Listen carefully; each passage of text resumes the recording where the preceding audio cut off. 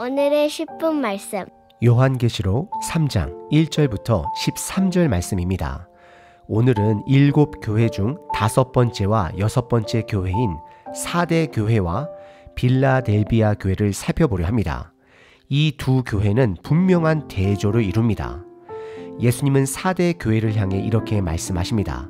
겉으로는 살아있는 것처럼 보이지만 실제로는 죽은 교회라고 하십니다. 반면 빌라델비아 교회는 능력이 작지만 말씀을 끝까지 지키며 고난 속에서도 인내로 버틴 살아있는 교회다라고 말씀하십니다. 이 본문은 우리들의 믿음을 다시 돌아보게 합니다. 우리도 사대 교회처럼 깨어있다고 착각할 수 있습니다. 그러나 실제로는 과거의 영광에만 머물고 지금은 생명력을 잃은 채 살아갈 수 있습니다. 사대 교회는 다른 교회들과 달리 핍박이나 고난에 대한 기록이 없습니다. 오히려 비교적 평안했던 교회입니다. 하지만 그 편안함이 오히려 경고의 이유가 될 수 있습니다. 우리는 이 점을 반드시 기억해야 합니다. 다시 말씀드립니다. 편안함이 오히려 경고의 이유가 될 수 있습니다. 반대로 빌라델비아 교회는 도시 자체가 작고 불안정했습니다. 사대 도시는 인구가 6만에서 10만 명으로 추정되는 도시였지만 빌라델비아는 잦은 지진 탓에 인구가 6천에서 1만 명 정도에 불과했고 건축물도 부족해 도시 자체가 안정적이지 않았습니다. 그래서 예수님은 이 교회를 능력이 작은 교회라고 부르셨습니다. 하지만 주목해야 할 점은 빌라델비아 교회는 서머나 교회와 더불어 책망이 없는 교회라는 점입니다. 예수님은 그들을 인정하셨습니다. 우리는 이 사실을 꼭 기억해야 합니다. 세상은 숫자와 외적인 성장에 주목할 수 있습니다. 숫자가 많다고 해서 생명이 있는 교회라고 여길 수 있습니다. 그러나 하나님의 평가는 다릅니다. 끝까지 말씀을 지키는 자, 이기는 자, 그것이 진정으로 살아있는 교회입니다. 오늘 본문을 통해 우리 교회는, 우리 각자는 어떤 모습인지, 어떤 믿음의 상태인지를 다시 한번 점검해 보시길 바랍니다. 오늘 본문은 크게 두 교회로 나뉘는데 먼저 살펴볼 교회는 죽은 교회 사대입니다. 본문은 1절부터 6절까지입니다. 사대 교회를 향한 편지도 다른 교회들과 마찬가지로 1절에 천사에게 전해집니다. 또는 지도자들에게 전해집니다. 그리고 예수님은 자신을 7영과 7별을 가진 이라고 소개하십니다. 여기서 7영은 성령님을 상징합니다. 이것이 중요합니다. 요한복음 14장에서 예수님은 성령님을 보내주시겠다라고 말씀하셨습니다. 이 말은 사대교회가 지금 메말라 있고 생명력이 없다라는 걸 암시합니다. 다시 말해 이 교회에는 성령의 살아있는 역사와 능력이 필요하다라는 것입니다. 그리고 7별은 예수님께서 1장에서 드러내신 것처럼 천사들을 의미합니다. 예수님이 교회의 영적 권위를 가지시고 다스리신다라는 뜻입니다. 이 두 가지는 같은 게 아닙니다. 성령과 천사는 서로 다른 존재이기 때문에 따로따로 이해해야 합니다. 그 다음엔 곧바로 칭찬 없이 사대 교회의 실상을 드러내십니다. 예수님은 그들의 행위를 알고 계신다라고 하시며 살았다라는 이름은 가졌으나 실상은 죽은 자라고 진단하십니다. 여기서 이름이라는 단어가 반복되는데 한글 성경에는 3번 나오지만 원문에는 4번이나 사용됩니다. 이름은 겉모습, 즉 외형적인 평판을 뜻합니다. 예수님은 이 단어를 일부러 반복하셔서 외형과 실제 사이의 간격을 강조하고 계십니다. 고대 사회에서 이름은 명예와 정체성을 드러내는 중요한 상징입니다. 그런데 사대교회는 이름만 있고 알맹이가 없는 교회입니다. 겉은 그럴듯한데 안은 비어있는 껍데기뿐입니다. 신앙도 마찬가지입니다. 외형은 있는데 실체가 없다면 그건 심각한 상태입니다. 결국 사대교회는 성령께서 일하지 않는 교회입니다. 성령님은 우리가 말씀을 깨달을 수 있도록 도와주시는 분, 하나님 되십니다. 그러므로 교회는 건물 크기나 사람 숫자, 헌금 숫자, 프로그램으로 평가되는 게 아닙니다. 성령의 일하심이 있어야 살아있는 교회입니다. 다시 말씀드립니다. 성령의 일하심이 있어야 살아있는 교회입니다. 말씀의 일하심이 있어야 살아있는 교회입니다. 하지만 예수님은 4대 교회를 향한 말씀에서 끝까지 포기하지 않으십니다. 죽은 교회도 회복될 수 있다는 걸 보여주십니다. 그래서 2절에서 깨어 있으라고 명령하십니다. 그리고 그들에게 아직 남은 것이 있다라고 하시며 그것을 굳게 하라고 말씀하십니다. 여기서 남은 것은 사람이 아니라 아직 완성되지 않은 그들의 행위가 됩니다. 아직 그들에겐 소망이 있습니다. 3절에는 더 구체적으로 3가지를 말씀하십니다. 기억하라, 지키라, 회개하라. 여기서 기억은 단순히 과거를 떠올리는 게 아닙니다. 처음 받은 복음을 되살려 순종하며 다시 살아나라는 뜻입니다. 이것이 지키라는 말과 회개하라는 명령이 함께 나오는 이유가 됩니다. 회개는 단발적인 한순간의 감정이 아니라 삶을 바꾸는 지속적인 결단입니다. 진정한 회개는 순종이라는 열매를 맺게 되어 있습니다. 그리고 예수님은 이렇게 경고하십니다. 깨어있지 않으면 도둑같이 너희에게 임할 것이다. 이 말은 4대 지역의 역사적 배경을 생각하게 만듭니다.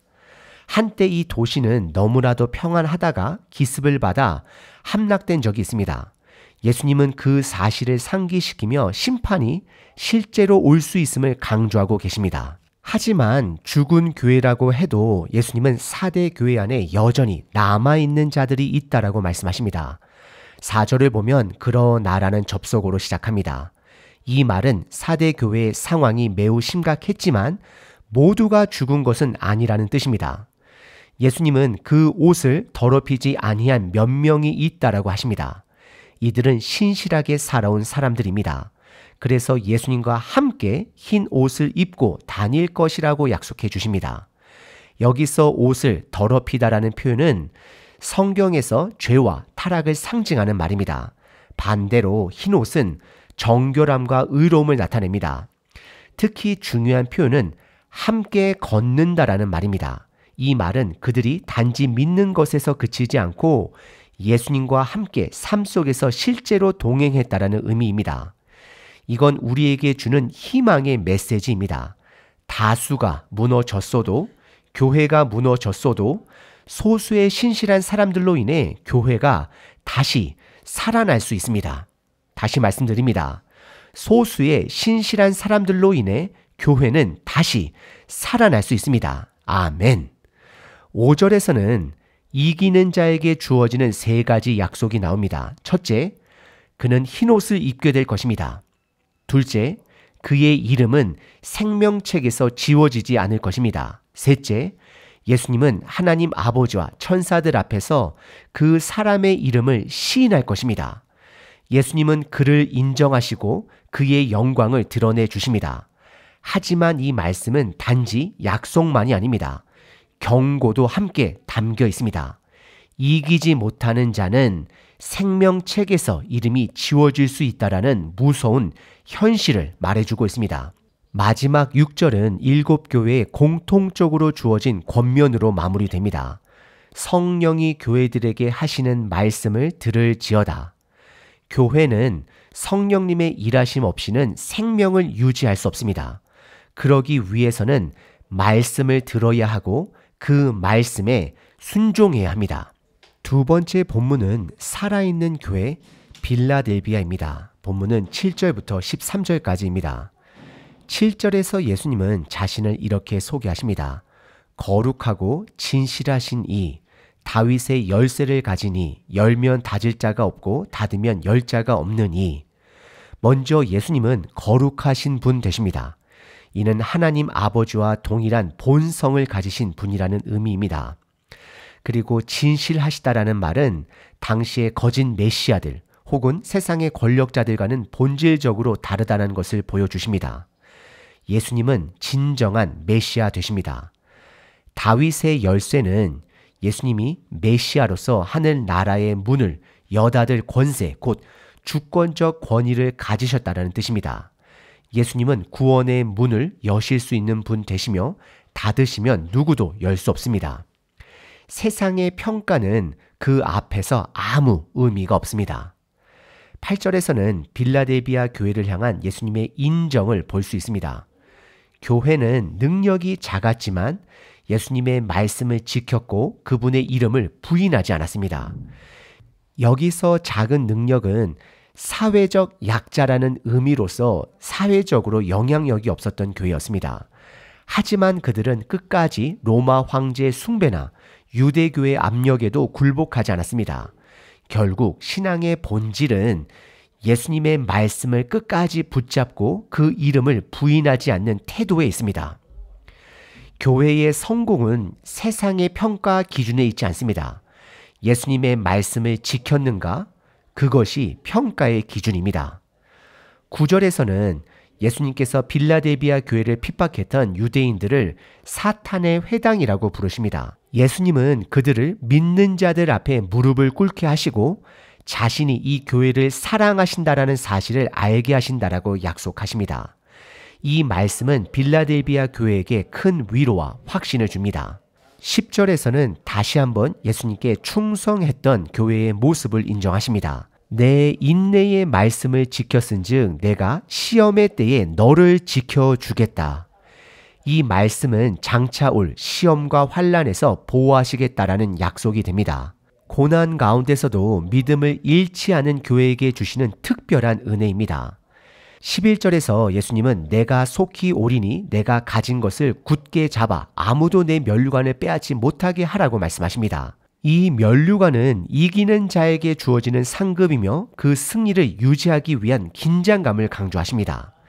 그리고 12절에서 더 구체적인 약속이 주어집니다. 이기는 자는 하나님의 성전의 기둥이 되게 하리니. 여기서 기둥은 흔들리지 않는 존재를 뜻합니다. 솔로몬 성전에 있었던 야긴과 보아스 기둥을 떠올리게 합니다. 예수님은 이기는 자를 하나님 나라에서 중심적이고 견고한 존재로 세우시겠다라는 뜻입니다. 그뿐 아니라 예수님은 그들에게 하나님의 이름과 예루살렘의 새 이름, 또 자신의 새 이름을 새겨주시겠다라고 하십니다. 이건 단순한 표식이 아닙니다. 하나님의 소유로서 그분의 보호와 은혜 안에 있다라는 확증입니다. 그리고 그들은 예수님 안에서 새로운 피조물이 되는 자들입니다. 마지막 13절은 7교회에 반복해서 주어진 겉면으로 마무리됩니다. 성령이 교회들에게 하시는 말씀을 들을지어다. 이 말씀은 단순한 정보가 아니라 순종을 요구하는 부름입니다. 우리는 들어야 합니다. 듣고 지키고 끝까지 신실하게 붙들어야 합니다. 4대 교회는 겉으로는 살아있는 것처럼 보였지만 실제로는 죽은 교회였습니다. 예수님은 그들이 깨어있지 않으면 도둑같이 심판이 임할 것이라 경고하셨습니다. 그러나 4절을 보면 그 안에도 옷을 더럽히지 않은 몇몇의 사람들이 있었고 그들을 통해 희망은 이어졌습니다. 반면 빌라델비아 교회는 작은 능력밖에 없었지만 예수님의 말씀을 지켰고 그 이름을 끝까지 부인하지 않았습니다. 그래서 예수님은 그들을 인정하셨고 생명책과 새 이름의 약속을 주셨습니다. 이 두 교회를 통해 예수님은 우리에게 분명하게 말씀하십니다. 살아있는 교회는 겉모습이 아니라 끝까지 말씀을 지켜내는 신실함에서 드러납니다. 특히 이름이라는 단어가 두 교회 모두에게 반복됩니다. 4대 교회는 이름은 있으나 죽은 상태였고 빌라델비아 교회는 예수님으로부터 새 이름을 받게 됩니다. 겉모습의 이름이냐 하늘의 새 이름이냐 이것이 큰 차이입니다. 우리는 잊지 말아야 합니다. 깨어 있음과 인내는 선택이 아니라 생존의 필수 조건입니다. 다시 말씀드립니다. 깨어 있음과 인내는 선택이 아니라 생존의 필수 조건입니다. 교회의 진짜 능력은 외적인 조건이 아니라 하나님의 인정과 주권적인 보호에 달려 있습니다. 작은 능력은 하나님 나라에서 결코 작지 않습니다. 우리가 작지만 신실하게 말씀을 지킬 때 하나님께서 문을 여시고 우리를 통해 일하십니다. 오늘 하루도 우리의 자금이 하나님의 뜻 안에서 귀하게 쓰임받는 날 되기를 바랍니다. 아멘. 항상 기뻐하라. 쉬지 말고 기도하라. 범사에 감사하라.